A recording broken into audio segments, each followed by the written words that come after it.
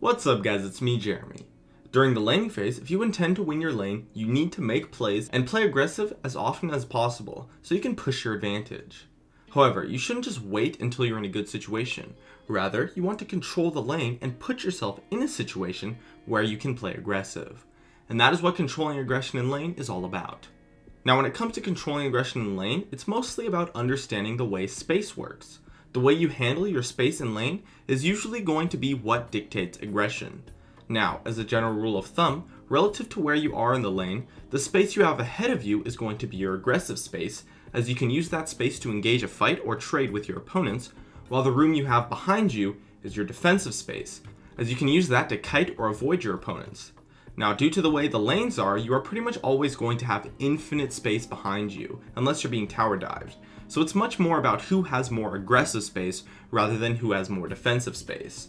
If you push the lane, despite the fact that you have all this room behind you since the lane is pushed, the opponents can still easily initiate onto you because they have so much aggressive space to move forward and engage.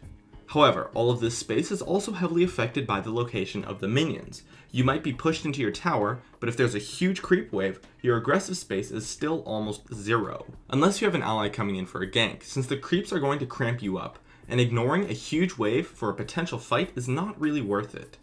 Moving past the creep wave is pretty much always an incredibly aggressive move, and will often backfire in a straight up 2v2 or 1v1 unless you have a significant reason to do so. So in order to counteract that, a big part of this aggression is doing it the instant that the creeps die or when they won't get in the way. In addition to that, other advantages such as health, mana, items, and cooldowns affect aggression as well, and if one side has a big enough advantage in one or many of those categories, they can ignore things like the creeps, and that creates a lot more aggressive space for them, whereas if you're at a disadvantage, your aggressive space is going to be really small. So in order to manage your space and control aggression, you need to first think what kind of aggression you want. If you just want to poke, then maybe pushing the lane to cramp up your opponents is going to be a good idea. Just make sure to ward when you push. Or maybe you want to trade, so keeping the lane in the middle might be a good idea to allow for both engage and disengage. And if you want an all-in fight, letting your opponents push the wave just a little bit until you're ready to go in will give you the space you need.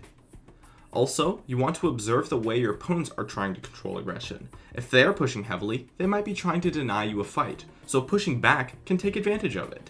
You just want to gauge the way your opponents are controlling the lane and react to it accordingly, as not every opponent plays the same way, so you will have to take advantage in different ways versus different players. My name is Jeremy, and that's it for my video on how to control aggression in lane. If you enjoyed this video, feel free to check out some of my others on the screen, or stay connected at facebook.com/gamingcurios. Drop a like and make sure to subscribe for some more awesome content in the future. As always, thank you so much for watching, and I'll see you guys next time.